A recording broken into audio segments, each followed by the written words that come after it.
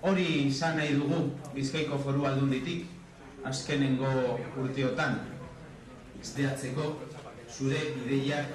ekimen, proiektu, enpresa.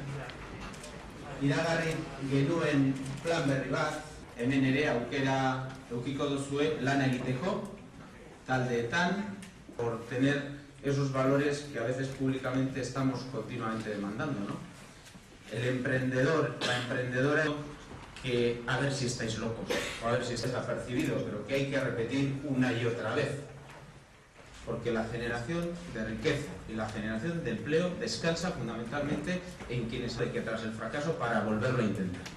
y eso es lo importante de todo esto. Pretendemos hacer el año 2013, que es lo que hemos aprobado hoy en Consejo de Gobierno a la mañana, clásicos en el departamento, otros que eran decretos novedosos, otras actuaciones que ver con el área 1 o con el área 2. La pata relacionada con la promoción de nuevas empresas en términos de plan de promoción de nuevas empresas,